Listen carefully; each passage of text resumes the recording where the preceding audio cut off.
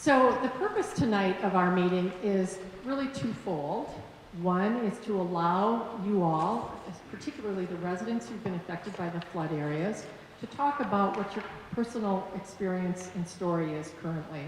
And that may go back to the time of the flood and since then, but it's really an open mic time for you to speak. And then secondly, to also allow for flood-impacted residents to find out what are we doing now, what is the city doing, what are the different opportunities that we have, both short-term and long-term, of the kinds of remedies that we're looking at and some of the financial implications of that. And so we have a number of staff on hand to help with that.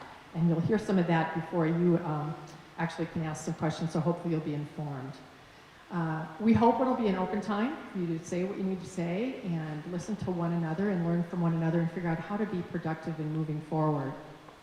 So to get us kicked off further, I'm going to ask Councilmember Cuesta, for whom this district is near and dear to him, the rest of us too, but he lives here, to give a few words to us. Thank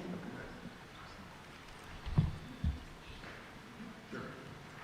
Thank you, Mayor. And thank you to the group for arriving tonight. This is something that has been, it's really been front of mind for me since it happened. This was July last year. I was elected November prior to that, so I was still a relatively new council person at that time.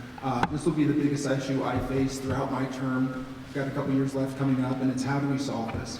That was an absolutely tragic day. There's one really heartbreaking story after another that came out of this flood. And I think that the goal is how can the city move forward and make sure that does not happen again. I think that we've gone over the response many times, and there's certainly things that we would like to have done differently to that response. Unfortunately, that time has passed, and so what we're trying to do now is plan for the future and how do we remedy that and make sure citizens aren't put in this situation again. It is a team effort from everybody on council, and more importantly, the citizens to influence how do we get these solutions in place for the citizens, so that again, people can have peace of mind, that when it rains, they don't need to be worried about the condition of their home, how things are going to turn out every time that, again, it starts to rain. If you follow city council, you know that we do a fair amount of speaking ourselves, and there is a tremendous amount of opportunity for folks to respond throughout our meetings.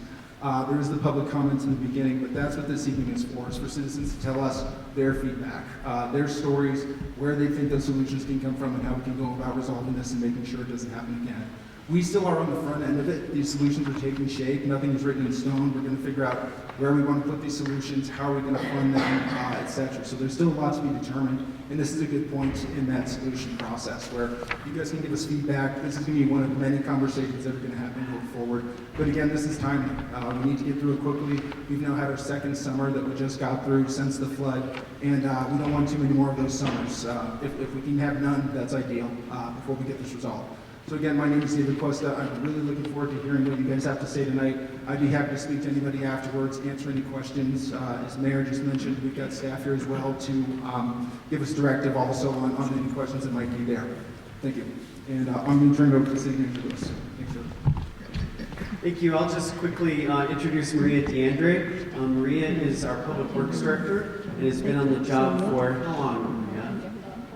About 14 months. And so she has come in and she's going to kind of walk us through the process that city staff and city council have been going through to try to work on flood mitigation. And then we're going to turn it over to you for your comments, questions. We have a second mic that I'll take around and let you can speak from your chair. You can come up here. We've got a couple of people that want to use the computer for presentations. We can help you load those up as well. But at this point, I'll turn it over to Maria. Thanks so much, Sean. So what we're going to do is go through a brief presentation tonight, and some of these slides may be familiar to you, but we just want to give an overview before we open it up to everybody. So I'll click through the slides here. So really, we're focusing in 4 different areas. Specifically, and although we've spent a lot of time talking about I'm sorry, am I right? Oh, that's as my dad would say, you make a better door than so, I will stand over here on this side. So we focused a lot on the capital projects because, of course, that's where a lot of the money will go. And that's where a lot of the planning comes from, too. But really, we also need to address overall, how are we just maintaining the existing system that we have? And what we've found as we're digging more into it, is that there's a lot of maintenance that's been deferred and that we need to address as well. As I show up here, and we'll go through each of these 4 areas, program funding. So of course, how do we get the money? And then where, because of course that's going to come from the citizens. And that's a big discussion as well, and a big policy question for City Council as we move forward. And then ultimately, long-range planning, so that we have a plan, so that we're not in a reactive position, but instead trying to be proactive about how we address the issues and the problems that we have out in the system that we're now becoming a bit more aware of. So I'll walk through each of these 4 areas. But first, I think the question that a lot of people have raised, why the heck does this take so long? Just put, why can't we just put some more pipes in the ground, get the water out? And unfortunately, it just doesn't go that fast. And because, and we'll walk through these steps, a lot of that has to do with, first of all, we're spending a lot of money. There's also state and federal requirements that we need to meet, and we want to do it right. So instead of piecemealing it, instead of doing just little things here and there, what's the right solution? What's the long-term solution that's going to really solve these issues? So one of the first steps that we had to take was the hydrological analysis for the storm events, and we looked at a 10-year, 25, and 100-year event. And there's some boards here in the back that describe what does that mean. So a 10-year event is just that could happen, that level of rainfall could happen once in any given 10 years.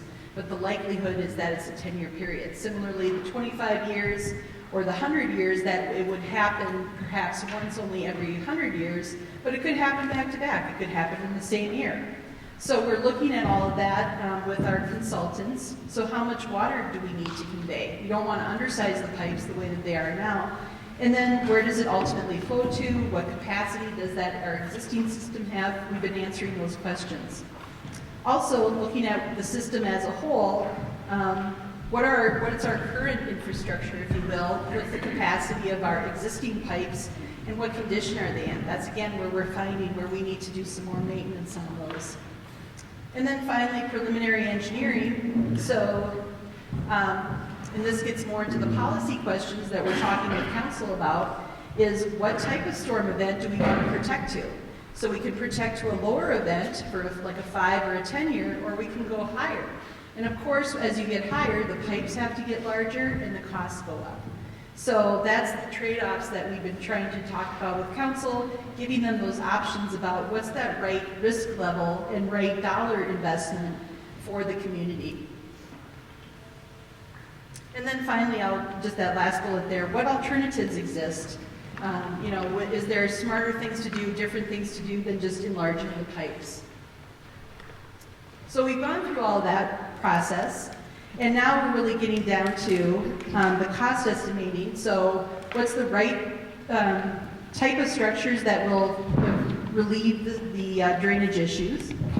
And then ultimately, what are stormwater folks, the people who are going to pay this, all the property owners within the city, what are they willing to pay, and what rates then should the city council set in order to meet those needs?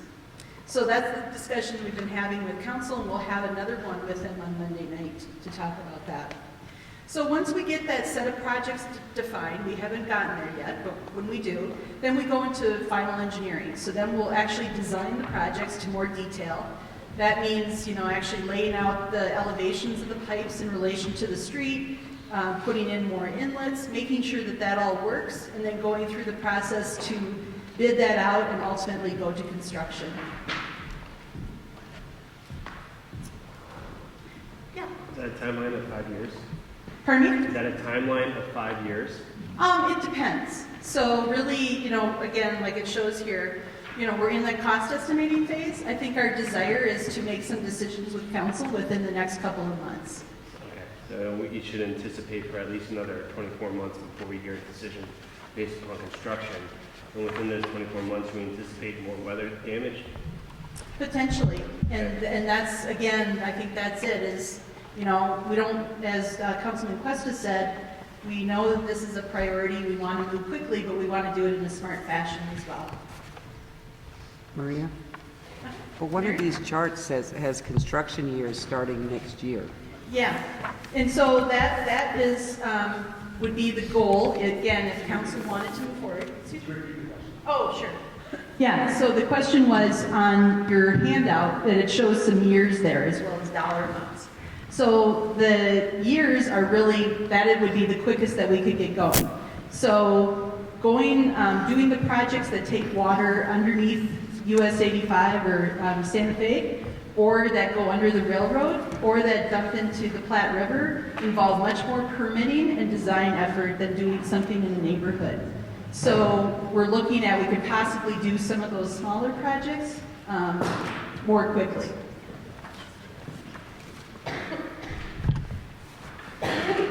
So touching on those 4 boxes, one of those was the long-range planning. So what we're doing right now, we just kicked off our citywide stormwater master plan. We're doing that in conjunction with a master plan for the sanitary sewer system as well as for the water system. So we're combining those efforts into one, and the plan is to have that completed around April of next year. We're also in the process of updating our drainage criteria manual. Paul Weller, our engineer, our drainage engineer, is with us tonight, and he's been working diligently on that, and we plan to bring that back to council at a study session. And really what that is, and why it's part of this, is that private development has a role in this as well. Our drainage standards haven't been updated in many, many years, and as we're getting new development, we want to make them partners with us and require them to withhold or hold back some of their water to their historic rates, so that they're not just dumping that all out onto the street. And so our standards, we have standards right now, but we're beefing those up a little bit and making them more in line with other communities around us. And then program funding. So working with our finance department, Maria Sabata, our finance director, is here. We did loan $3 million from the general fund with an interest rate in order to move forward with some of these projects. So we're starting with some of the design, some of the other things that we're talking about here in order to get us going and show some progress.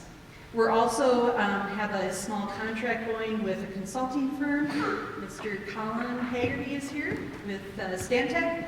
So they are doing some work with us to look at and evaluate what possible state and federal grants are out there. There's a long lead time typically for those, but there is a possibility either for a grant or a loan potentially that might help us with some of that funding piece.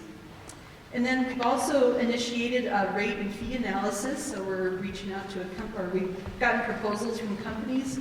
We have selected one, and we're moving forward to look at what the stormwater utility rates would need to be in order to get to that funding that we need to implement the projects. And then finally, ultimately, increasing the fees. Again, that would be a council decision, is what's that right level, what's that right mix. And then probably we would likely have some sort of bond issuance that would allow us to get money up front and implement some of those projects. All right, and then this is the fourth big pot, capital project implementation. So again, we're not going to spend a significant amount of money without doing the necessary analysis and engineering work that's necessary in order to make a feasible and recommended decision based on the technical data. So we hired a company, Caliber Engineering, and they conducted a stormwater analysis and alternatives feasibility study of just those flood-prone areas within the city. So that had been mapped out, I think, in the late 90s of what those flood-prone areas are. And I think that's on my next slide here. This map, which is also in the back. So that comprises about roughly half of the city. So not the entire city, that's what the master plan is going to look at, but instead looking at these areas within the city where we've historically had some issues with flooding on private property. I'm just going to go back up. So they looked at that specifically, is what's happening in those areas. They looked at what's, in terms of projects then, what we could do to alleviate that flooding. And then they also completed life safety and flood proofing. What could people do at their own homes? And then they also looked, because it's such a critical piece of the whole puzzle, the line along Oxford Avenue, which runs from just east of, well, it runs further east along Oxford Avenue, but the key piece is from basically underneath Santa Fe all the way to the South Platte River along Oxford Avenue. So they looked at that line in detail because it is such a critical arterial, to see what's the condition, what can we do to improve that. So those are the three elements of the study. So our intent would be is that once we get direction from the city council, is that we would go out for a request for proposals to do that preliminary and final design of whatever projects we decide to move forward with. And then our goal would be is hopefully to begin construction on some aspects probably later in the fall of next year. And again, that would be where the permitting is very limited and that we could do the design very quickly. Some of those projects where we have to deal with CDOT or with the BNSF Railroad, those will take longer. All right, so that overall study really was about, as I mentioned, it was about identifying where those flood areas are, looking at flood-proofing options, and all of that is online. So if you do want to go, this is all on the city webpage. There is a separate page. It's under the Public Works tab. And so you can go there and see everything that we've done in terms of the study, as well as this link that takes you to the actual study document. And you can zoom in on the maps, look at your particular home or in your area, and see what's proposed there. So the results of the caliber study, they did identify 13 projects, and they also prioritized those. So what they looked at this is the existing storm pipe capacity. The title there is wrong. So this looks at, and this shows up better probably on your handouts, the very dark lines is less than a 5-year storm event capacity. So you can see there at the very end there at Oxford, as you get out to the South Platte, this line way up that exits or goes under Santa Fe way up here in the north end of town, as well as some of these as you go out to the east towards Cherry Hills and Denver. They're all those very dark colors. That means they have a less than a 5-year storm event capacity. Our goal, ultimately would be at either that 10 to 25-year level is what we were shooting for and what the study focused on. So you can look at that in more detail. Then we do have a few pipe areas where they are at the 100-year level. So again, it's a very mixed bag. Those green lines that you see, they're either just under 100 or at a 100-year level. So Caliber did look at various alternatives from the 5-year, the 10-year, the 25-year, and the 100-year event.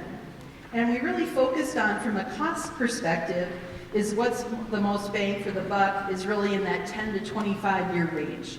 So we felt either, and the reason for the detention versus the no detention, is that's what we could reasonably probably afford in terms of a community.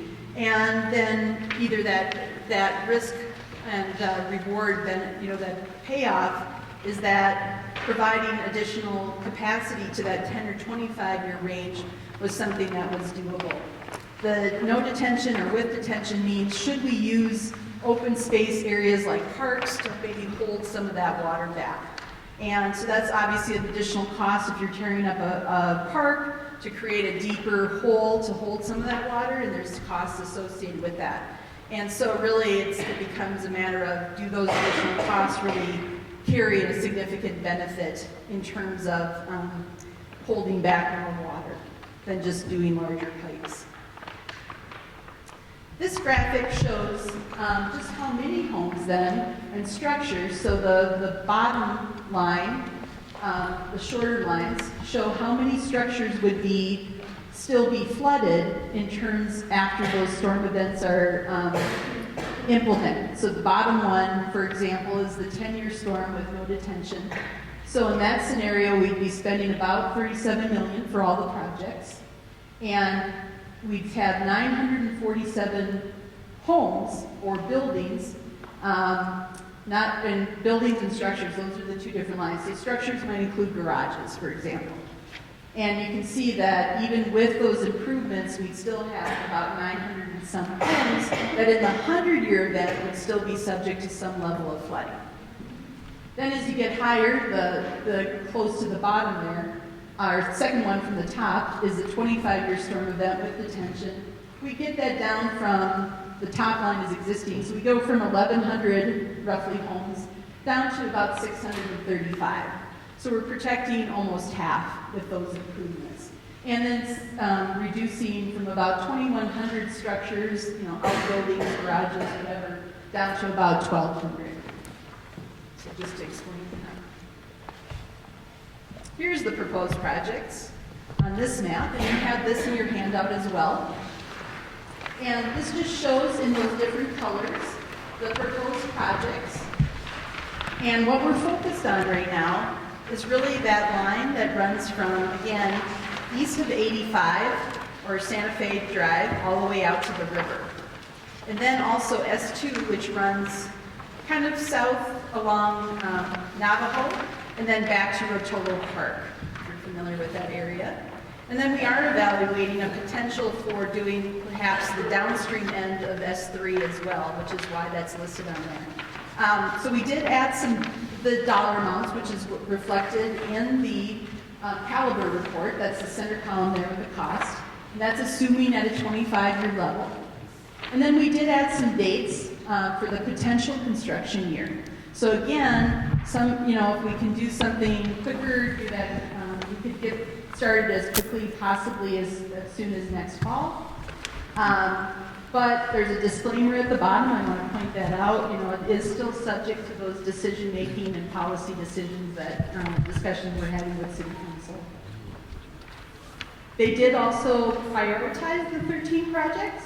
So again, that's why we're starting with S1, S2, and potentially looking at S3. And that goes down the list there. You can see that in relation to that previous chart. So each of those are labeled N1, N2, S3, and then you can see there how they're prioritized. And then finally, we have some detailed project costs. So as you can see for the, just looking at that first column as an example, so for the 10-year capacity with no detention, it's just over $37 million.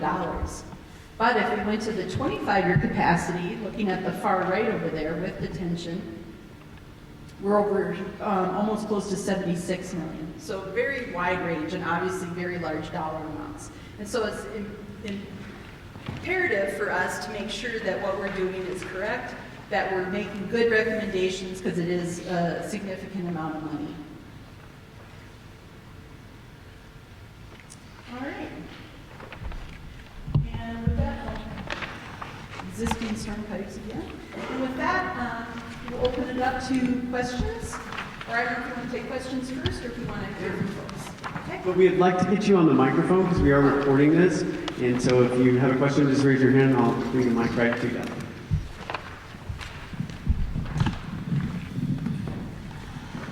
My question is regarding why we're not working with the Urban Drainage and Flood Control District. I spoke with Shay Thomas today, and she is your partner with them. The 1999 study that was done with the premier flood control group, the Urban Drainage and Flood Control District, she said is the master plan. What they did for us is what they do for every other city, and that every 5 years they offer to update that plan. And they said that they've offered you guys for $150,000, they would update at $75,000 cost to Englewood, and the other half, the cost that would be covered by the Urban Drainage and Flood Control District. They would have upgraded their 1999 plan, including new hydrology and new review of any changes that would have been needed. Calibre is working in the exact same area. So I was curious as to why we didn't choose to do that. And when Englewood reached out, she said, you scheduled it for 2022. So right now you're on the books for an update with the Urban Drainage and Flood Control District with their 1999 plan in 2022. They also said that they sent a yearly notice to you saying, we will move that study up prior to that if you want, and you've never responded. So I wanted to know why, and I wanted to know why instead we hired Calibre and paid $175,000. And then you guys, you and Calibre went to the Urban Drainage and Flood Control District and asked for contribution. And they said, fine, but Calibre needs to come back with their plan for them to assess it compared to the Urban Drainage and Flood Control District's master plan. And you guys never came back with Calibre's plan. So that alarms me a little bit. Does that mean that you and Calibre don't believe it would be approved by the Urban Drainage and Flood Control District? Because I still believe that they are the premier flood control engineering firm in the metro area. So I want to know why we made these choices and why we didn't use them and only pay $75,000 and instead paid Calibre $175,000. We don't even have a study that they were able to offer the Urban Drainage and Flood Control District, and why it's still out there as a 2020 study with them. They can move it up. They said it's too late to move it up to 2020. You could have moved it up before, but you can move it up to 2021, and for $75,000 instead of whatever our percentage is from this $300,000 new study that you're going to do, that's doing the wastewater, potable water, and storm sewer. Maybe take out the storm sewer part of that $300,000 and assign this back to the premier people who already did this analysis, and we'll do it again for only $75,000 and really tell us what we need. So I know that we submitted, I'll call on Paul Miller, who's with us tonight, to address that. We did submit, they do put out a request for proposals. We have met with Shay. I've got an email asking her that we want that study done as soon as possible. I am not aware, and she has never emailed me, that could be moved up. So we did put in a request. She says they send that invitation to move it up to you every year. I have not received that. So they asked for a 5-year capital plan, what types of studies we want to do, maintenance activities, and we submitted that maybe a couple months ago. And I don't recall, I would have guessed we would have put in as soon as possible. Have you received anything from Shay? Okay. So we have met with Shay. We're going to go back with them, with Caliber, to show them the final report after we do this last piece on the feasibility study of running the Oxford line potentially along Radcliffe. So we are going to circle back with them and finish that. But there's no intent to, keep them out of the loop. But if she can move that up, that's great. Well, I can't Maria, I promise think in the that. spirit of making sure that we get the resident and the flood victims' stories heard, Yeah. I think we can maybe hold until after that, or people can ask their questions as they present. So with that in mind, I know some of you have some audio-visual that's here, and so feel free to come and make your comments, ask your questions, and we'll continue to take questions throughout that. But for those of you that want to share your stories, I know we've got some folks that have babysitters at home, so if you have those questions, now it's the time for that.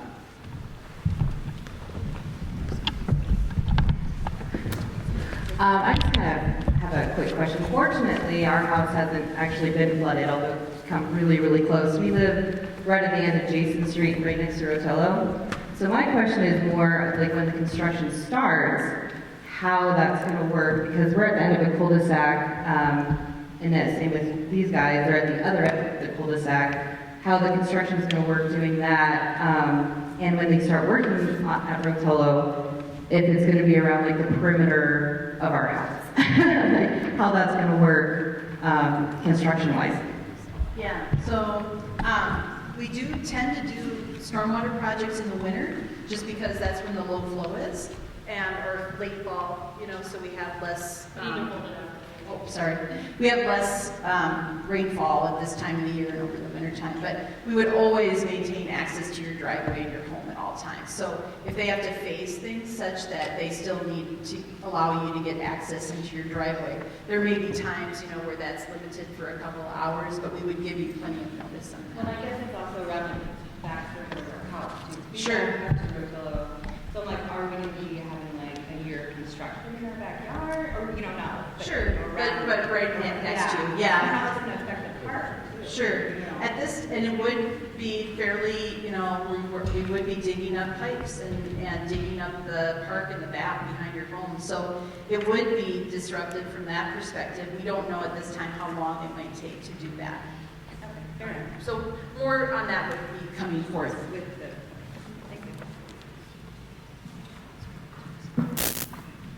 Right up to you. By the way, the mayor just pointed out that I didn't introduce myself. I'm Sean Lewis, city manager, and microphone holder. I have a question for you about sequencing on the project. I have been living in my home since 2004. In the past 2 years, it seems apparent to me that the flooding in my area and at the bottom of South Cherokee Street in the cul-de-sac there along the greenbelt. So the flooding actually comes down my street and actually floods my yard and my property. And it seems to me that that's been significantly increased in the past 2 years. I wonder if there's a greater volume of water coming down into our neighborhood from uphill. And if that's the case, would it make any more sense to sequence this like kind of turquoise colored S1 segment where it takes the water down to the Platte in front of the S3, which is basically our neighborhood that we're in now?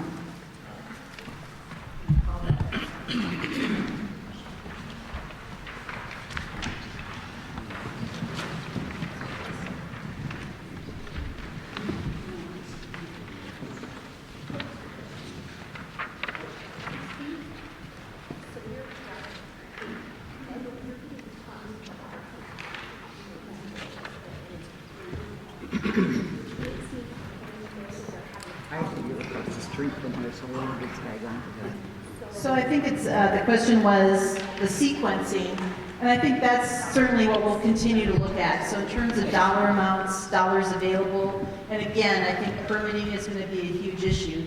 The problem is, just like if, talking about perhaps like using the analogy of a bathtub. So the Oxford line really is for that south and south central portion of Englewood is really that drain. So unless we get the drain fixed, there's not a whole lot of benefit to doing upstream work.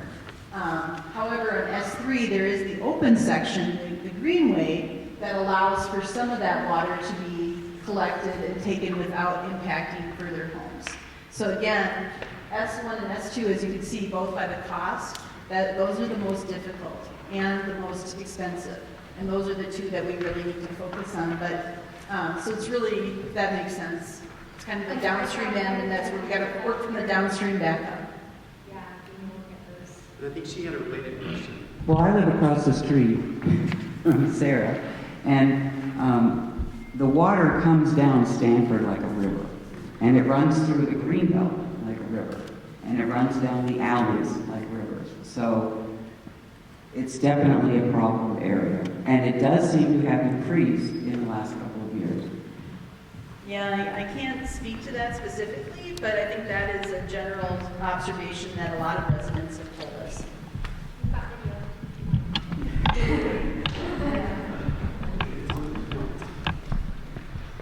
I live up just the street from Sarah and Mary Ellen. This problem started when they repaved Stanford Avenue, which I have told the city several times. They took the crown out of the city, out of the street, and now the water runs across the street rather than down Stanford towards Delaware. So when it started was when they repaved the street and took the crown out of the street. And they moved the water now, instead of going down, that street is coming down and adding to the water on Cherokee. Well, it comes across my backyard 8 inches deep. If you can imagine that. But they changed the drainage pattern essentially by doing that? Yes. When was that? I live just south. I live just Okay, we've all been sworn people. And, I just moved in July, so wasn't I surprised when my house flooded? And what I've done to try to mitigate the situation is the repaving was before I came. I put approximately $10,000 into my backyard to regrade it, to take out trees, to put rock, to put barriers, and I don't know if it's going to work or not. But that was my dime, many of them. So that's what we're looking at.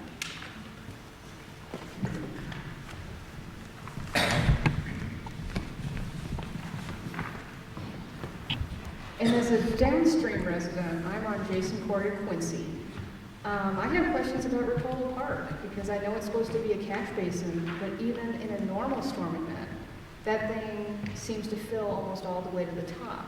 And when this storm happened, we got Rotolo Park overtopping, and then we also got flooding down Quincy. And as our house is right on the corner, we had like rivers coming from two different directions, and our house in the middle going, oh, now what? One story, I guess we're getting on the roof. And if Rotolo Park can't handle a normal storm, what's the plan to make it handle 25 even?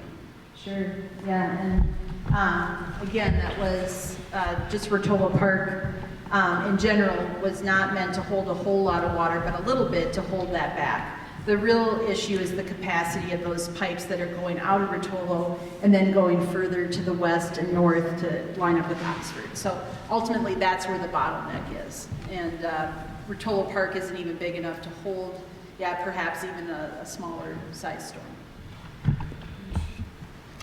Hi, my name is Matthew, and I live on Bannock between Tufts and Union. And I have some some visual stuff that I wanted to share. Especially with the talk about water coming from uphill, I actually suspect that some of what's coming through our neighborhood is overflow from the east side of Broadway, Clarkson and West, because these videos and images were taken between 6:18 and about 6:45 on July 24th. That's my backyard. So that water coming through is actually coming under the fence. It burrowed about 18 to 24 inches deep and came under the fence. So there's no way that much water just fell from the sky. It had to come from somewhere else. And if you go forward to, I can come up here.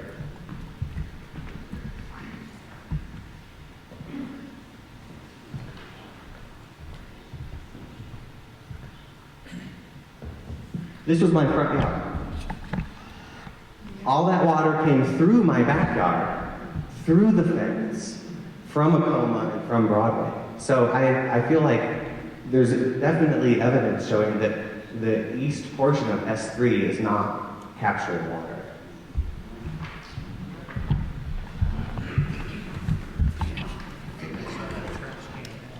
Actually, about 4 blocks away, down in the Greenbelt. And also, my fence.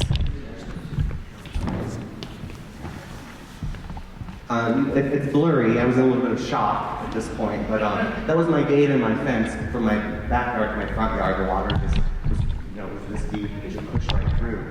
And for reasons I don't understand, it didn't come in my first floor because it was above the back door threshold based on the debris marks along the house. And so I just wanted to advocate for S3 pipe. Thank you. On 4650 Bannock. 4650 Bannock, this is address. We know where your gate was.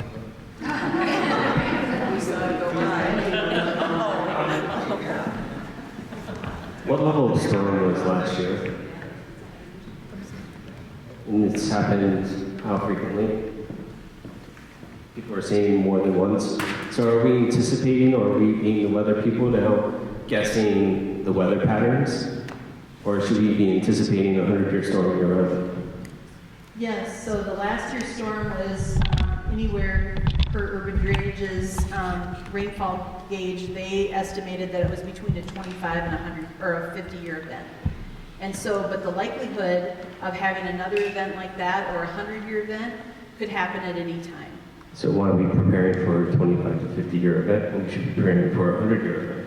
I think the concern is that the costs for that are so exorbitant that we could not afford that, nor do we have the room in the streets to accommodate that.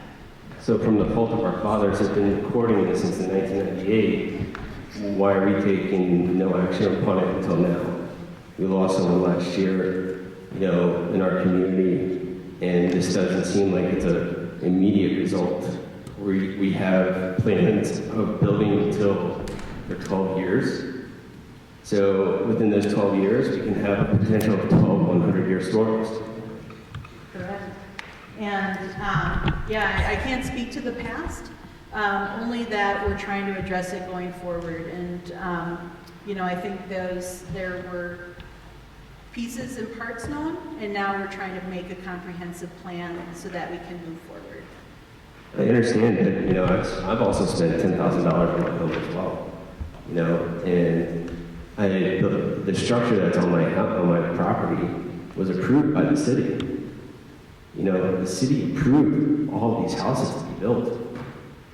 So how does the city now take responsibility for these houses, this community, in making action within the 5-year term, the 10-year term, 25-year term, 100-year term? I'm looking at for my 3-year-old son, if he lives here. So we've already, people that lived here since the 90s, and we're not having this problem, having these questions, when we already knew that it was happening in 1998, or earlier. Yeah, and all I can say is we recognize again that we need to address it now and do that in a thoughtful manner. And that those costs continue to go up, and we're trying to address that in a systematic way. So with the costs of everything at $30+ million, are you anticipating inflation too? So the question was about inflation. It's 30 million now, what will it be in the future? Yeah, We'll anticipate at least 25% inflation. yeah, depending on the timeline over which the projects are implemented, we will take into account inflation, increase in construction costs as well. Labor costs, everything. And so the dollar amounts are shown as in 2018 dollars. $2018? Correct. We're going to look at 2019 dollars. So, now we have to anticipate a $2020, $2021, because that's what we're going to be start doing in construction. So if we're not anticipating that correctly, we're going to be falling back correctly. Yeah, so these are very high-level estimates. They have put a contingency in of about 25%, which is fairly significant. So we feel that we're in the range, and that it's conservative. So again, as we get more into final design, we'll know more accurate costs at that time. No, I have no question. My name is Becky Deal. Most of you probably know me. I come to the city council on a regular basis, have my face known. I live at the end of Radcliffe down from Jason Park, the very end. Okay, the July 2018 flood. I've lived in my home for 32 years, okay? I had 3 feet of water in my backyard, okay? I'm out close to $40,000. I'm supposed to buy flood insurance now. I don't live in a floodplain. I mean, I hear money, money, money, money here. Yes, and I get that.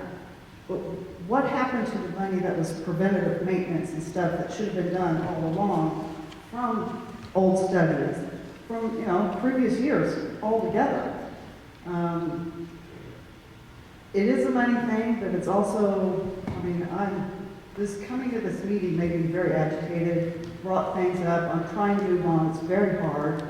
I have custody of my 8-year-old grandson who totally freaks out now when it rains. I take him to therapy still.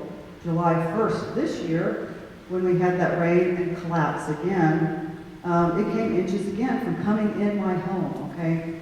Try to calm down an 8-year-old son and try to get things up off the floor, block the doorways, and we had fences just down from the water. Can you imagine 3 feet of water in your backyard? Come on, really? Yeah, I have 3 feet of water in my backyard. Yeah, okay, then you feel me. If you've never been flooded, and I see it on the news all the time. Before I got flooded, I thought, oh my gosh, those poor people. But now I have a full, honest respect of what they are going through. I mean, you have to literally take up everything in your house, baseboards, drywall, everything that, I mean, go home tonight and look at your floor, what is touching your floor and up. That all gets wet and causes everything. Your shoes are floating around. You don't know what to do. I mean, our garage had 18 inches in it. Our patio had 2 feet. We were lucky enough to only get 8 inches in our house because we were smart enough to start blocking off the doors. But then in the back bedroom, where we had 3 feet in the backyard, it was shooting water through the outlets to come into my house. That was the weak part. So yeah, I have electrical problems. I mean, it just tears me up to think that my grandson, 7 at the time, will remember this tragedy for the rest of his life. It might lessen over time, but there's nothing that is going to take that memory away from him. And that tears me up.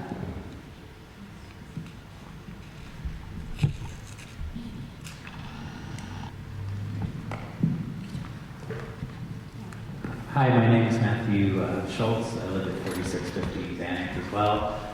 And I just wanted to make a plug for S3, of course, but also just be on record as saying that we need to raise money some way or another.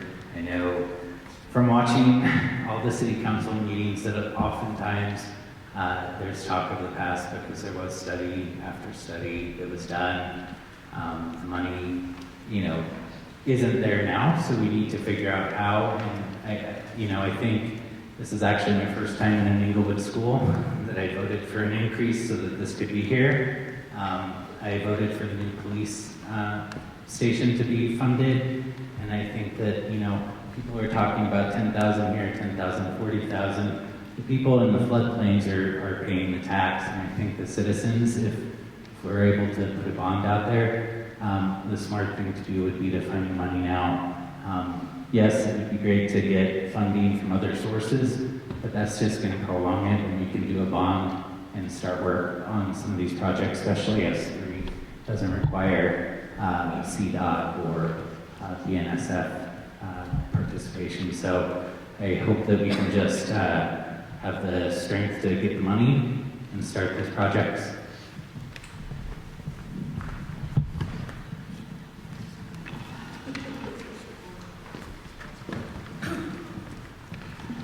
I just want to second the motion for S3. I live next door to them, and I had 5.5 feet of water in my basement that was finished where my bedroom was. My bathroom I had just finished.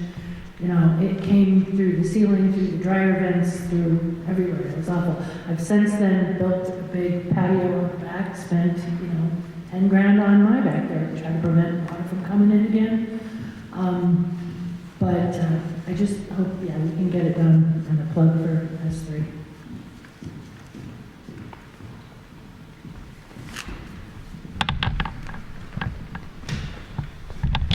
Well, we are actually down in the S3 area. We're up on the South Ogden, just a couple of blocks, south of Port Hospital.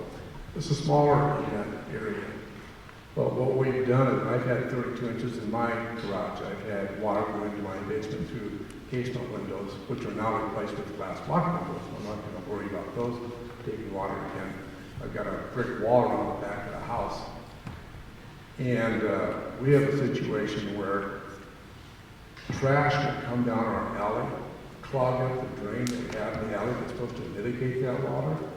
And it's been really hard to get city code enforcement to come out and tell people they can't have branches, limbs, and bags in their alley. Stopping that would at least help us in our neighborhood. We also had a neighbor who, without a permit, built a 40-inch concrete wall around his backyard. So now instead of just having water in our backyard, we get 12 inches more water against our house. That's what caused our basement to flood. He did it without a permit. That particular owner actually sold the house. The new owner is now trying to keep it. It's been going through all kinds of court requirements at the moment. And I'm not quite understanding why a wall that puts 12 to 14 inches more water in the neighbor's yard is allowed to stay. It would seem to me that that would be something that would just be taken down. It's dangerous, it's destructive. We also have a situation with, and again, this wouldn't be a huge expense, but we've got several pipes that come together into a kind of a confluence of pipes in front of our house, under our street. And when they get a surge pressure, it pushes water back along our yard into the back inlet in our alley. And I've watched water, when it quit raining, flood our backyard 32 inches high, and there's no water coming down in our neighborhood. It's all the water that's come down those pipes, hit in front of our yard, took the shortest route, which is a 100-foot run to that alley sewer inlet, and comes up. I would think that could be fixed without spending $53 million. There's some things that in our environment in Englewood that could be prioritized by going, what would be some easy fixes that would maybe help 6 houses? And I'm not seeing that prioritized the way I think it should be. Thank you. And I'm sorry, just to say, anyone who's had flooding in their house, you're not just getting water, you're getting dirty water. You're getting nasty water that can cause infections. I have major infections in my hands from Happened cuts to that I him took trying to deal with the water. in They told me I could have 2015. lost my hand. So it's not clean water we're dealing with. So I feel anyone who's gotten flooded in their house or basement, we sleep in our basement, we got flooded, it's dirty water. Absolutely. I shipped my grandson to my daughter for 5 weeks, over 5 weeks, because that's what it took from sun up to sundown to tear things apart, clean it. Then you got to get those industrial drying fans and dehumidifiers in your house. You take out all the sheetrock. Yeah, It took us 3 months. 24/7 those things run, and kicks up more dust, and you have no idea if you've never been there. And again, the mold issue is huge. Oh, yeah.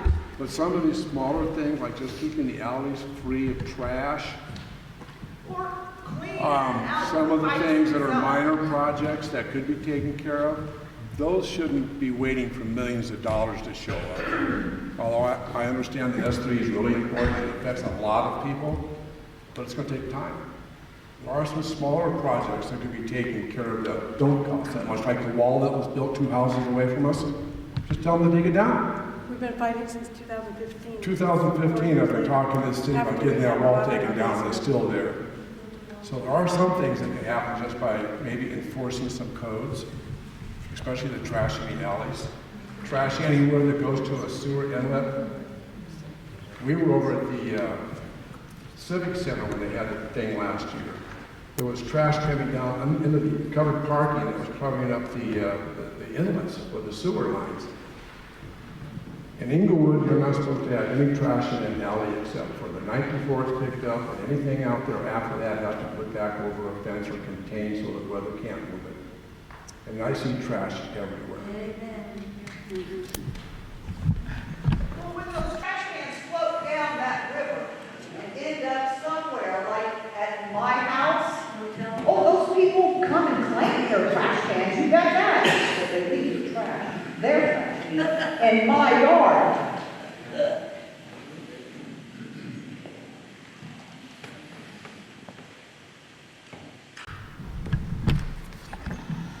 I'm just gonna come on up since probably most of you already know me.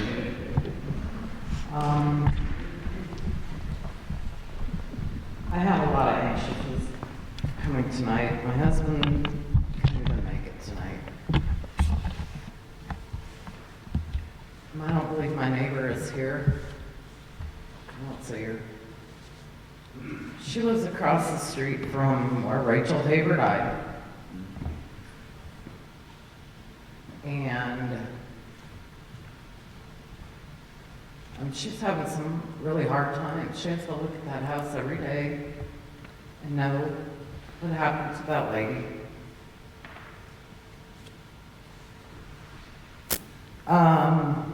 I do too. A while ago, after I discovered that we had no emergency operations plan. Let me back up for a minute. I'd like to really say thank you to our Mayor Pro Tem, who was the first person that we saw from the city 3 days later. 3 days. The flood happened on Tuesday, and we saw nobody until Friday. She had already been down to Rotolo Park and probably got an earful from a lot of us. But to this day, she's available to me. I have another council member who has been helping me try to decipher how do we make the people in our community safe. I've had other council members, one who came to our house and now she doesn't talk to me. I have other council members that helped me shovel a whole bunch of rock, and I'll be grateful for them forever, but they don't talk to me either. People don't talk to me because I do expect that we as a community can't not live like this. I've talked to Chief Collins. I asked him because I was told we had no emergency plan. And so I called him or emailed him and asked him, what do we do if we get another flood? And he told me to call 911. And I did, and it's not here to point the fingers. I called 911, and I got put on hold 3 times. And the reason for that is because the sinkhole was occurring at the same time. And the dispatch person got overloaded. I get it, but we got to do something. I have people call me all the time whenever it rains, and I get in my car from Centennial and I drive 4.5 miles and I make sure that my neighbors are safe and that their homes are safe. And once in a while I have to call them, and that's really hard. I have people call me all the time or text me pictures, and I get in my car every time. I don't get paid. I've researched this over and over and over. I've checked with the flood insurance. It's very expensive. For the most basic flood insurance, because somebody wanted to say that Caliber's estimate for flood insurance was $300. It is $600 for very minimal insurance that truly doesn't cover anything. I'd also like to thank Commander Englewood and our fire marshal, who had their boots on the ground. And while I don't believe that I did see them during the cleanup, I know that they worked diligently. I did ask people why city employees, non-essential employees, weren't there to help us. I'm not here to blame anybody. I've been trying to focus on what do we do? We had no water. We were told that churches had food. I didn't know that. I don't know if other people did. I felt like we lived in the third world country.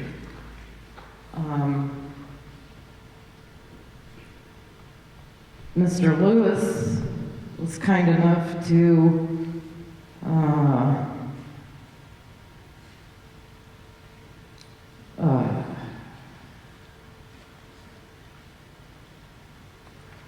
help me. Listen to me. These people haven't been listened to for 15 months. It's hard. It's really hard. And while I don't think I have anything better to say than anybody else, I think that most of you that know me know that I have not stopped on this. And this is for the health and safety of the people in Englewood. And I just wanted to play you one recording, just so that you could hear it and experience what happens to us when it rains. And my neighbors call me, well, my Englewood people call me,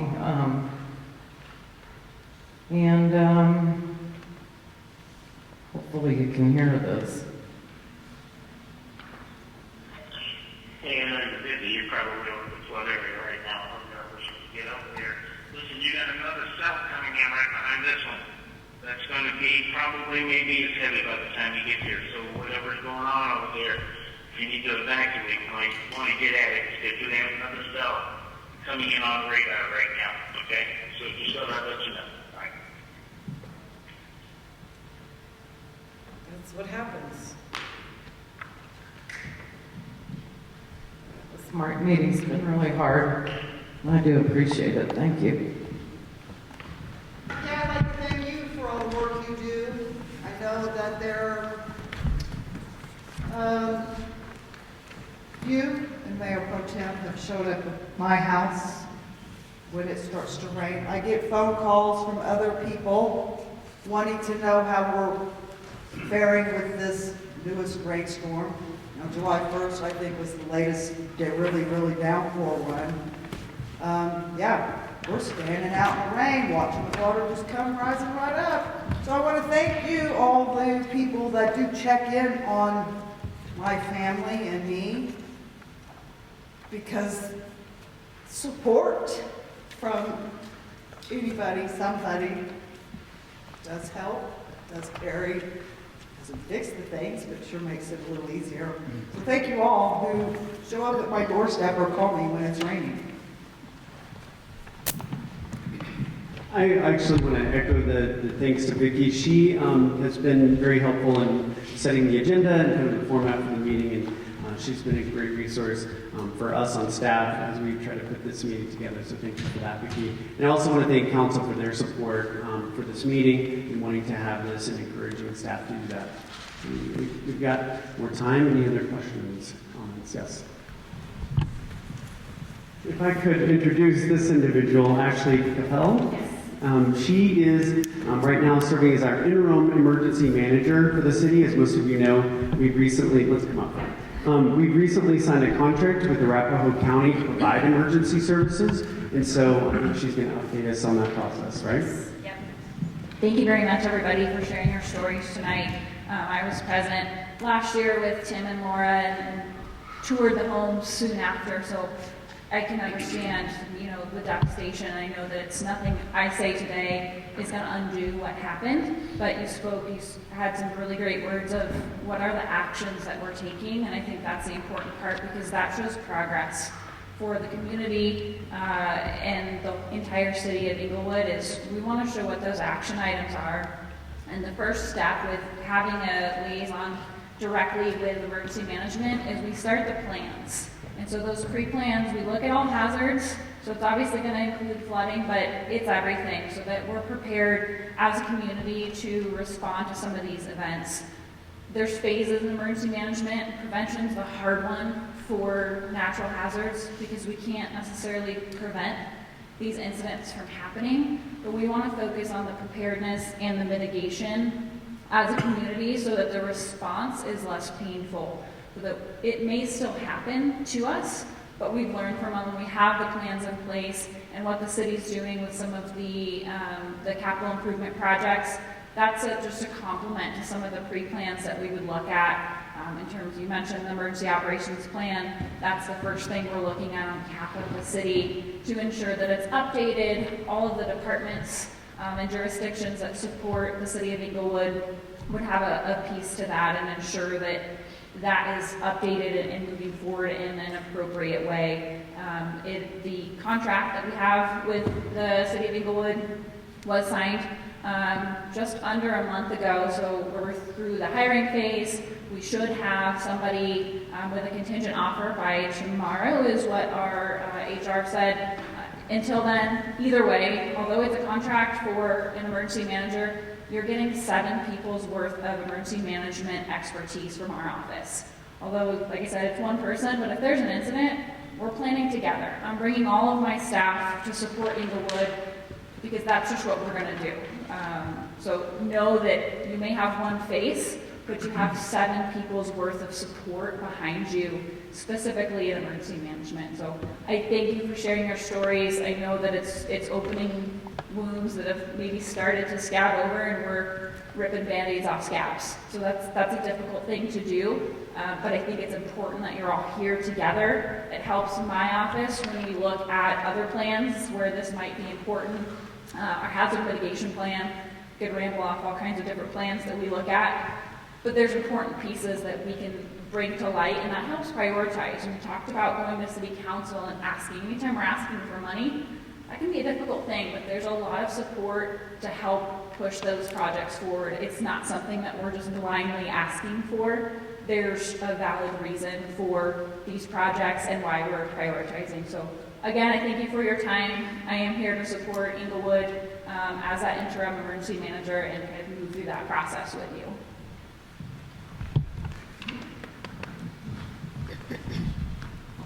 Oh, he would like for you to give your phone number. Do you mind? We can be reached at 720-874-3804. One more time. Yep. 720-874-3804.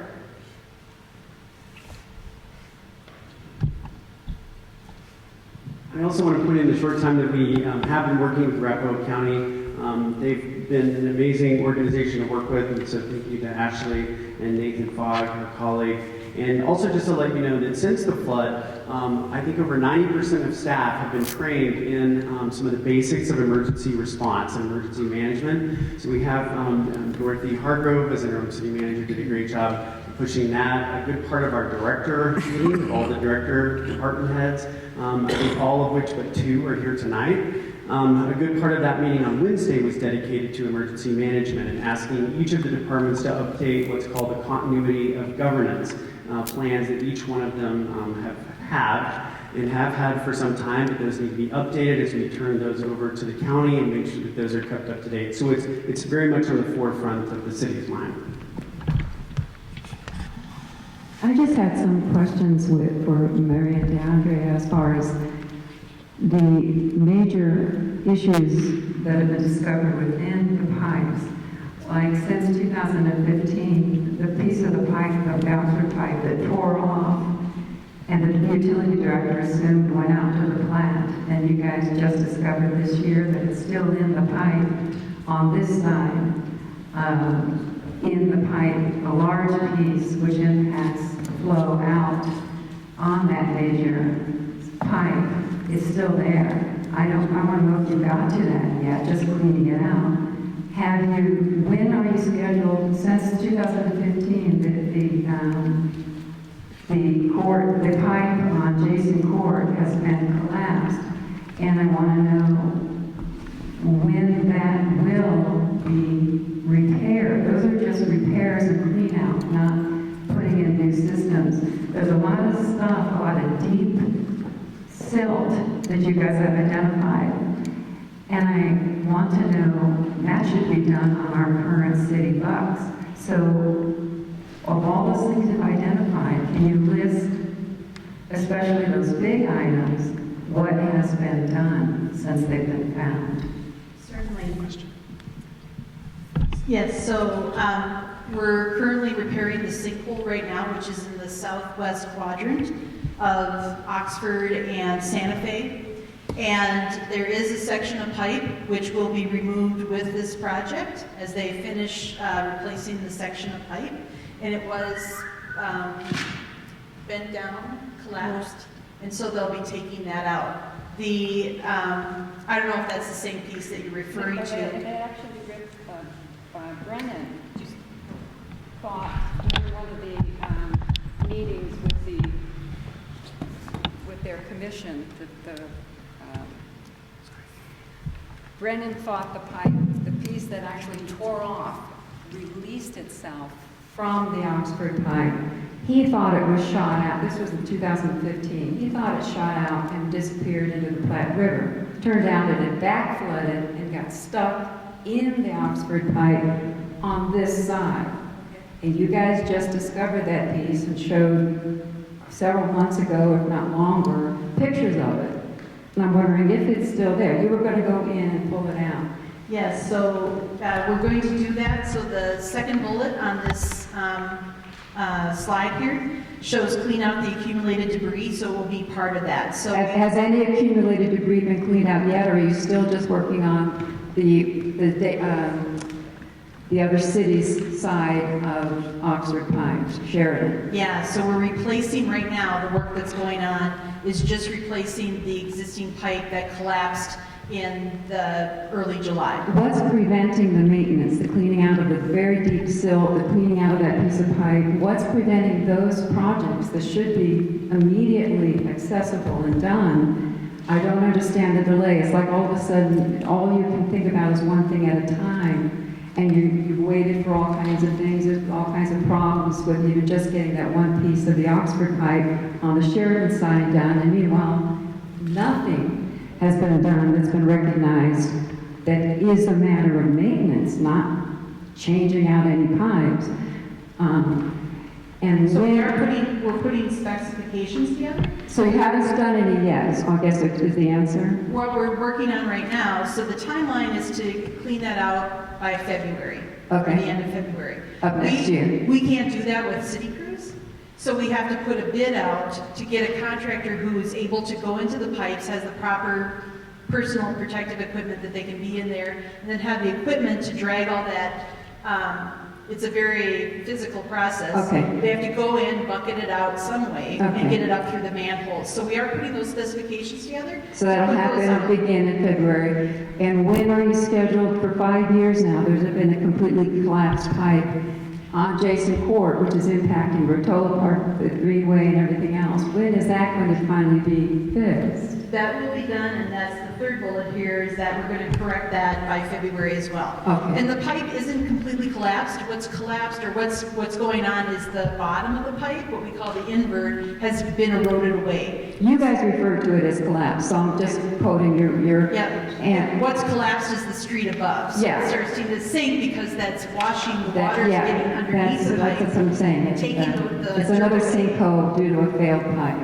And so it's causing the street above and the concrete to sink down. Okay, so that will also, it's been there for 5 years and won't be addressed till 2020. Yes. Okay. Does the city of Englewood always have to contract out? Does the city of Englewood do anything for the city of Englewood? The question is, do we have to contract out all of our work versus city crews trying to do that? Yes, a significant portion of the work is contracted out. We don't. So up until, I forget the exact timeline, but we were charging about $1 something per month per property to collect. And I believe that collected roughly $300,000 to $350,000 per year. So there were some maintenance activities going on, but that wasn't enough to address all of these issues. Well, yeah, I get it. But you said contract out those little issues done, that little bit of money? And I can't speak to what's being done in the past, only our plan for going forward. And the stormwater utility itself hasn't been around that long, has it? When was that started? I forget. In order to start, I know many cities, it's only been in the last 10 years that those have been kind of widespread utilities, so not a lot of money raised over that time.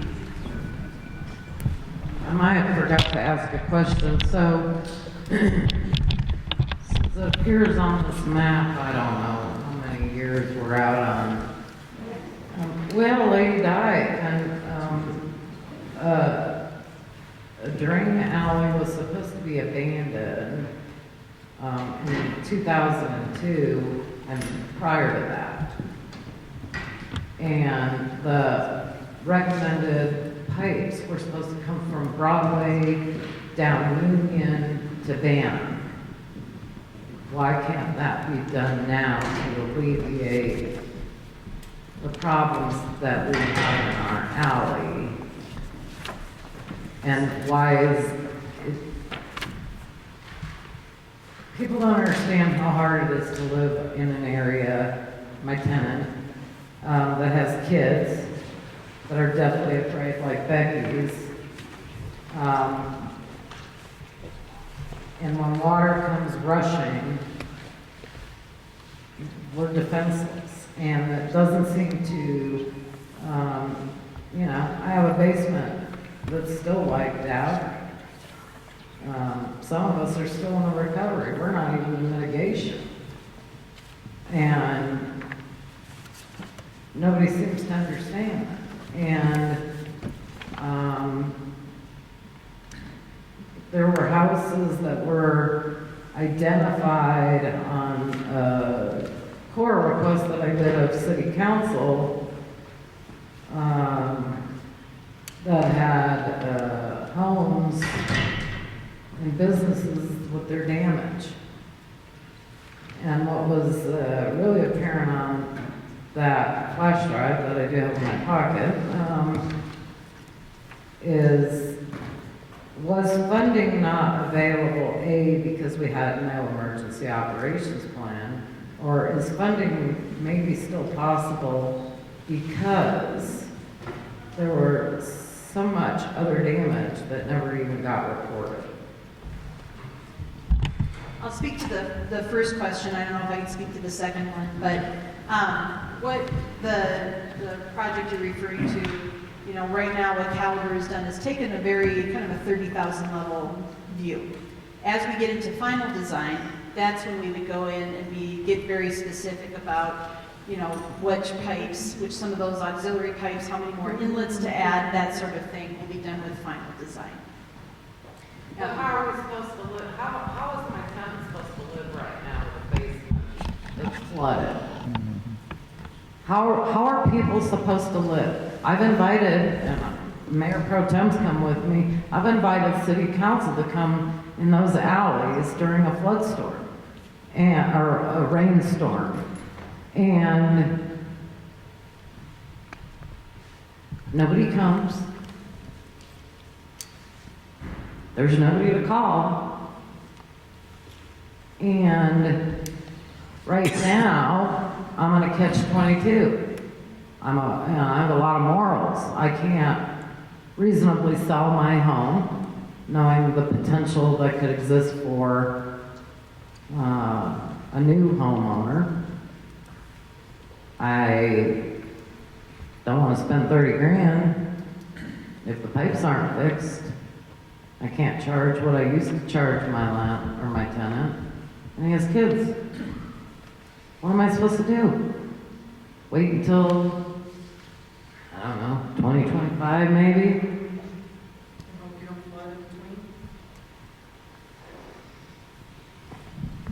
I do want to add one thing that I have talked to a couple of council members who have mentioned, because I do send out a weather report when we do have expected rain and talk about what utilities and public works staff are actually on the street. Maria has had at least 2 people during the last kind of large potential storm events that are on the streets, no matter night or day, that are monitoring, because we are concerned, and I have talked to 2 council members who have been in the alleys that did experience some flooding. I can't speak for all council members, but I did want to add that. I also want to talk briefly about our Storm Sewer Enterprise Fund. The current fees that we have, they get in about $300,000 to $400,000 a year. In addition to that, there's the $1.5 million bond that is repeated and refinanced for that storm sewer that is being used to pay some salaries and some other projects work for specified areas other than what was identified in any of our reports. I don't understand, since that exists and we're paying salary on interest-bearing bonds, why is not there enough money in that existing enterprise fund, as minimal as it is, to do any of this maintenance, this identified maintenance that you're now talking about having to contract out? Why isn't that storm sewer enterprise fund being applied to the maintenance, to just cleaning out the stuff that you've already identified, even before you increase the bond and actually get some real money in there, have money in there? Maria, before you answer that, can I just clarify? Councilmember Valentine just pointed out to me that our stormwater utility has been around quite a bit longer, that it has been a small fee. Apparently there was $1 million borrowed from that, and we've been paying that back over a long period of that, maybe 20 years or so. It was refinanced again. And refinanced again. Yeah, so it's an ongoing balance that you guys, and you tend, so you guys, it's all out there. So I'm just saying, why has that not been used for storm sewer maintenance, whether you've done that before or not, now that you know this stuff exists, that somebody's paying attention to what's in the pipes after somebody died? So there were some improvements done, a few projects. There was storm sewer installed along Dartmouth. There was a drainage project installed further south. It was more of a spot repair. But yeah, I can't really speak to the past of, but there was limited dollars available. Yeah, so we're using the existing budget. So that's why we're able to move forward with cleaning out the Oxford pipe very quickly. So I think we're using both, not only looking at the bond or potential grants or whatever, but looking at what existing funds do we have, as well as that $3 million loan to affect these, some of these projects sooner rather than later. I do want to point out that we're a little past 7:30, which was the posted time, but staff is going to stay as long as you all have questions and comments, and we'll continue asking. That's, yeah, we're still going, but I just want to let you get that out of here.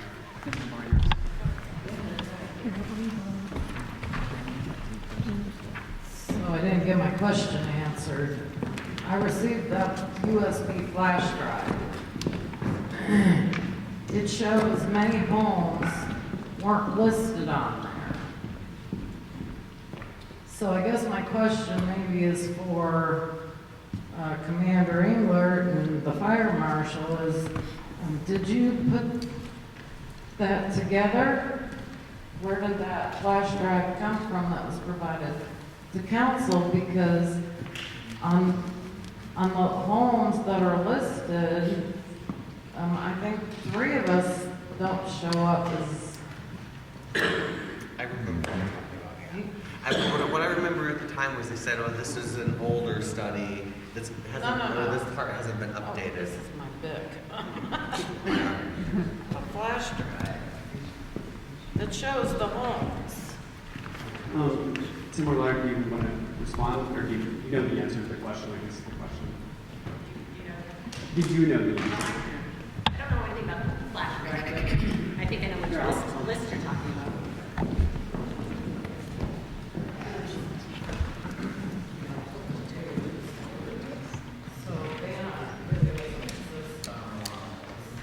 Okay, so the list she's talking about was a list that Commander Engler and I created as a way to try to identify whose homes were reported to us that had damage, and the boots on the ground that were referred to are the people that we had from, that were helping us to talk to residents to see who had damage, and we had sent out some emails to go on the city's website and through Rappahannock County and to the police department to say, please report to us if you had damage so that we can fill out assessment forms. So this Excel spreadsheet captured that to the best of our knowledge. So we have no way of knowing what we don't know. So if addresses weren't on this, then no, we didn't report it. We didn't know about it. So does that deter from getting any funding? What was the question? So did that deter from getting any funding from the county or state or however any of that? It's It's a complex system on how, it's a complex system on how we qualify for funding. I'll let the two of them talk about how the damage assessment process works. So when we're talking about federal funding, there are thresholds that we have to meet, and the threshold starts actually with public infrastructure damages. So any roadways, public, bridges, those buildings, that's our threshold, and there has to be, we're in the range, I can look up the actual numbers, but it's over $2 million in uninsured damages to public infrastructure. That's the federal threshold. Once we hit that, that opens up what you saw in 2013 for some of our communities, mostly up in Boulder, that they call the individual assistance. So that opens up funding through the federal government. What we did, or Tim and Laura were really spearheading that for Englewood in 2018 was we weren't going to hit that threshold, but there's lower thresholds through the Small Business Administration that could provide loans, but they also have a certain number of criteria that have to be met, and a lot of it is the uninsured losses for what they consider, I forget their terminology, but it's something along the range of habitable space. So because there was a lot of basements, that's nothing we can control, but they'll say that that's not a space necessarily that they'll cover. And so we did get to the 25 that we needed for the threshold of fully damaged. I think, I want to say it's 75% of the dwelling has to be damaged for them to count as one of those 25. I believe that there was at least 8 on the list. We ended up with 11, so I just went back to my notes. We ended up with 11 out of 25 that qualified. But I think the original question were, some homes weren't on the list, and so that spreadsheet that I don't know if it's on the right what we're speaking of, but if it wasn't on that list, then that wasn't even what we looked at. So the data that we captured on that spreadsheet was the list that we ended up with our final list. So is there a way to go back? I'm not I don't arguing. know. Is there a way to go back? I don't know the answer to that. And I was amazed at the process with the small business people because I was out with the assessors and I would go to some house, a specific house on Bannock, where the basement was a total loss. The basement was totally finished. They were homeowners, and to me, it looked like total loss. And they flat out said, well, this one doesn't qualify. And I'm scratching myself, well, how did you come up with that? Because I don't know how you did that. And then we would go to another property where it was a renter in a basement, and they would go off the value of the personal property that was owned by the renter. And they might say that that one would qualify, but the homeowner with the total loss in the basement did not qualify. So their process was a mystery to me. And I'm not sure even if we had an additional 20 houses, we could have met the 25 just from this random assessment that I witnessed them do. I actually saw an email on our request about exactly what you said about that. And that's why I'm not pointing the finger.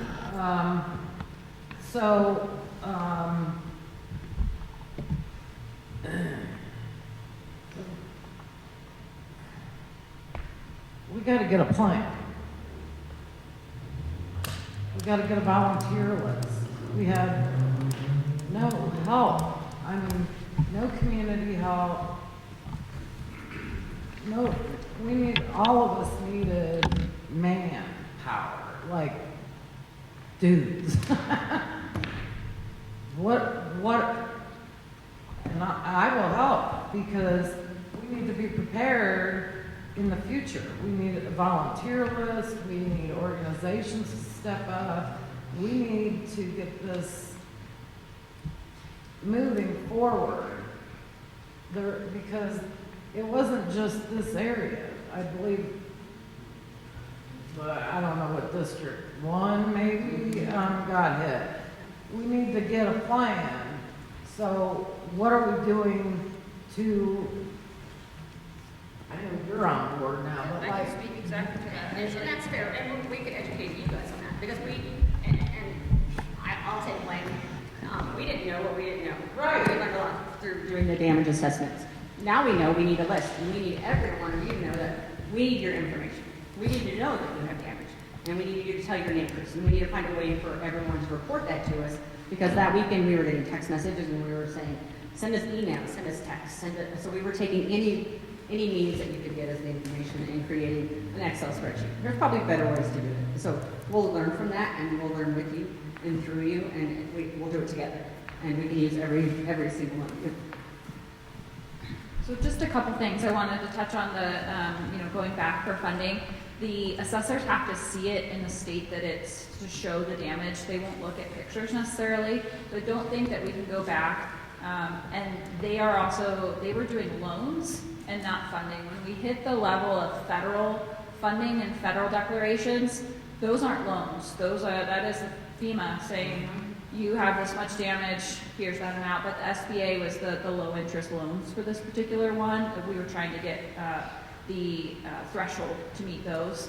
But through the planning process for the emergency operations plan, one of those things covers roles and responsibilities that would meet things that we talked about, like shelter, mass care, food and water, volunteer services. They call it like the muck out groups. So we have a whole list of those groups that we can activate, and we have a recovery framework that's basically ready to get signed off on that would assist in this process. So it's a lot of the pre-planning, and it's a relationship building in advance.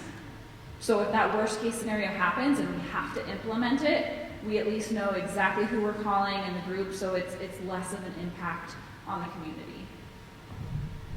And if I could add, when I was in Longmont during the 2013 flood, we got a federal declaration and it opened up all kinds of funding. That wasn't the case here. Right. It's really put our residents at a disadvantage in terms of receiving funding. Correct, yeah, because we didn't hit threshold. Is there anybody who hasn't spoken that wants to speak? I just want to make sure that we've got everybody who wanted to speak before we... I just want to ask, you brought up FEMA, and I mean the flood zones that when I moved back to Englewood, they said it's not a FEMA flood zone. So is there a way that we can actually rezone that to be a FEMA flood zone so we can get the attention by the federal government? Maria, do you want to take that? I think we would have to look into that. We did that up in the northeast portion of the city where we mapped that, but I believe that was never implemented. Yeah, so they looked at that. So FEMA can't help us? I mean, this No, because we're not as known as a FEMA flood zone. FEMA doesn't think that's not good. No, FEMA's not good, but you were talking about federal funding, and you want access to federal funding and federal, needs. Maria, we have to rezone that as it is. That's the same thing for flooding insurance as well. I mean, we weren't informed that we were in a flood zone, so we didn't get flood insurance because the county would have to disclose it for flood zones, and then we would have to get the flood insurance at a better rate. So that's why the rates are at $600. Because that wasn't disclosed. So if it's a FEMA disclosed flood zone, that changes the game. For future residents, maybe for current residents, maybe because there's proof that there is coming up on 12 years of construction of another 12 years of 25-year floods. So, I mean, we got to bark up the tree. If my area is rezoned as a flood zone, I would not be able to afford flood insurance. I can afford it now. Right, But if it's FEMA zone flood, I can't afford it. But it has to be disclosed. If it's able to be rezoned, then we would be able to have more of that access with FEMA. Granted, FEMA is terrible at what we've seen in the news of what they've done all around the United States because it's been mismanaged poorly, like many counties in the country, and also like Englewood as well. I mean, let's be honest here, because this hasn't been planned accordingly. If we need to take proaction or be proactive about this, we need to look at the zoning of the floods. If the floods aren't part of that, we're not going to get to that $2 million base that's not under a federal funding zone. When it obviously sounds like it is over $2 million. But if the infrastructure is fixed the way it should be, we flood zone or we flood it. If they get in and clean out the pipes that are half filled with silt and debris, That's the fault of battle right there. But like I said, I'm not disagreeing with you. I'm agreeing with you. But I'm trying to find a proactive movement with this. If I could jump in, Maria DeAndrea is actually our floodplain administrator, which means she is, oh, you're not, you're on the city staff. Paul is our floodplain administrator, but I do know that FEMA has to designate these flood areas, and we can have all the maps showing floods. If FEMA, their engineers in Washington, D.C., do not designate that as a floodplain, it does not qualify under the FEMA. Is that correct? Am I saying that correctly? There's a couple different processes, and I'm going to use the dry gulch in the north area as an example. We did a FAD study up there in conjunction with urban drainage, and the FAD is a flood hazard area delineation map. So that defines the area that is going to be flooded. Now, we had the option to take that to FEMA, so it becomes a FEMA designated floodplain, but the city council has elected not to, because it would create additional burdens in terms of flood insurance. How would that create additional burdens? Because then federally backed mortgages are required to have flood insurance. Correct. Now, you're not required to have flood insurance, and since you are not in a FEMA floodplain, you are in a Zone X for the FEMA map. So you get a preferred rate policy, which is a lower policy. So if you are in a FEMA floodplain, a Zone A or something like that, you have a higher flood rate. Now, the downside to not having a FEMA floodplain is there's no buyer of a home doesn't necessarily get the information from the seller that they're in a floodplain. So that's not disclosed. It's not disclosed. So that's what we did in Dry Gulch. So what you're saying is that all these new people and all these new builders are creating and building houses like the one I just passed, coming down Tusk. They don't have to disclose anything about the flood.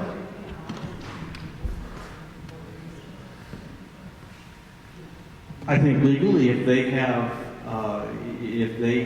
knowledge of it, you would be required to do it. So, do people disclose that? So is it Not everyone that's always. going to be based upon here that's going to look at selling rates because of we're able to move and make a profit off of our investments?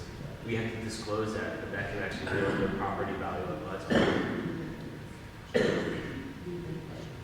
So the question was, and correct me if I'm wrong, so it affects your property value? Yes, does it? It does. Yeah. I have to say that. I can't. So what's the preventative measure? I mean, as the city and as the community, how can we prevent and make sure that our property values are going to stay up? And also bring in businesses that are going to be here, like off of Pelican University, who can, put in towards these bonds and so forth to help with these preventative measures. I mean, and also keep our property values going up versus going down. The way to do that would be to proceed with these flood projects But the flood projects, I mean, again, we're looking at timelines of 12 plus years. I mean, we're already talking about a 5+ year program where our pipe already broke in 2015, whereas 2020 is where it's going to be repaired. So if we're going to look at 12 years, we might as well tack on another 10.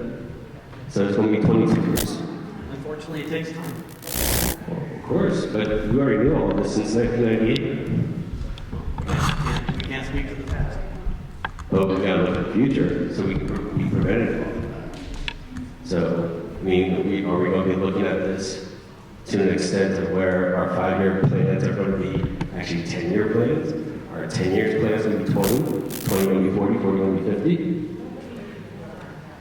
We just want the flooding to stop and not be designated as a flood zone. And I don't believe there's any impetus on the city council to designate this as a FEMA floodplain. I gotta go. Thank you for your comments. Do we have any other comments? We're getting close to 8 o'clock. I wanted, okay.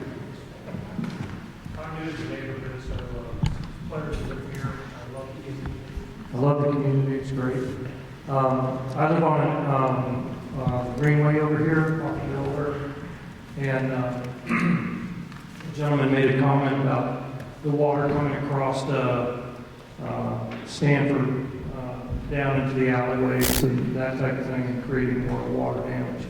I actually have video of that, but the other part of it is, for me, is the alley is, it's a catch basin for everybody's roof and gutters.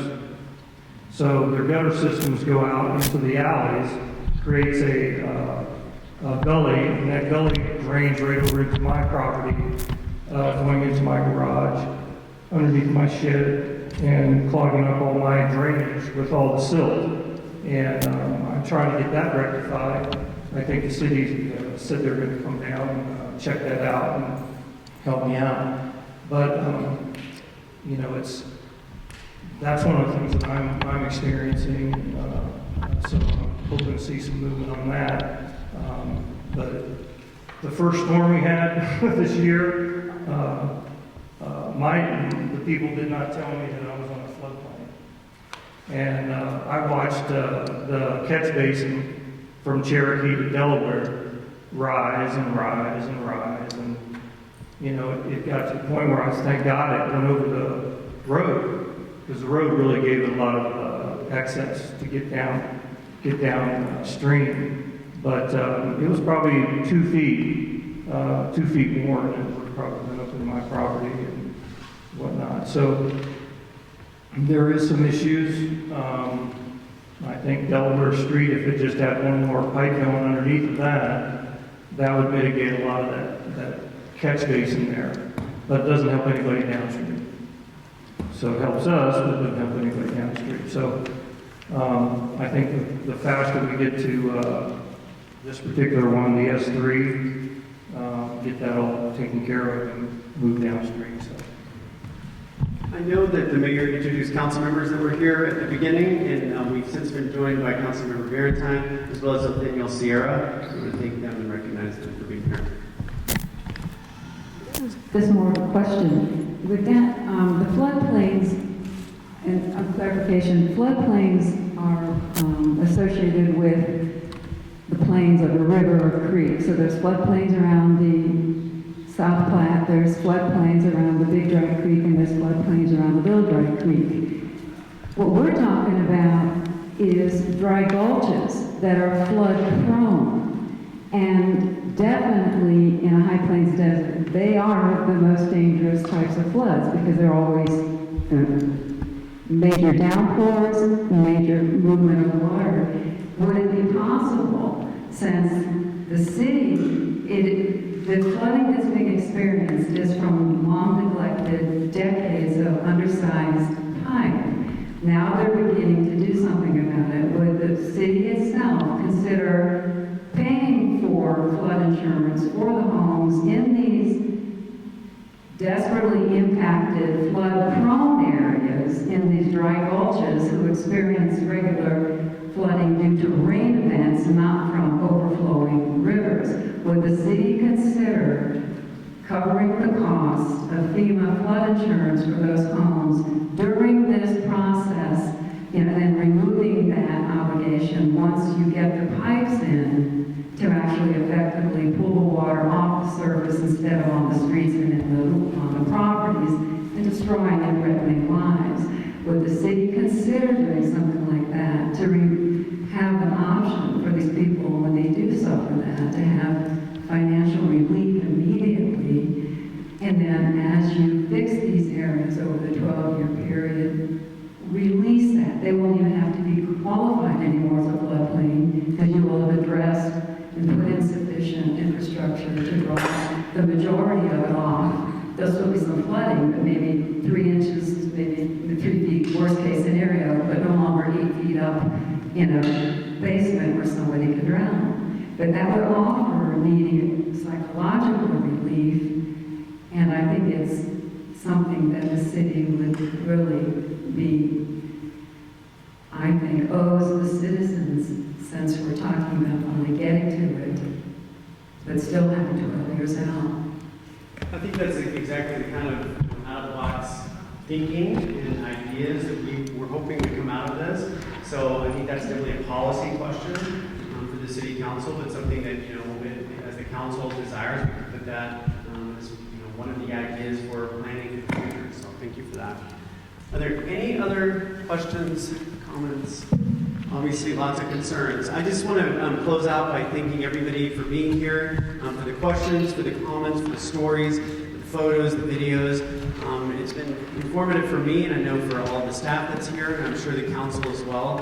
And so we just want to thank you for your participation and to continue the dialogue with us as we continue to move forward with trying to resolve these issues so that we don't have these problems in the future. So thank you very much for coming.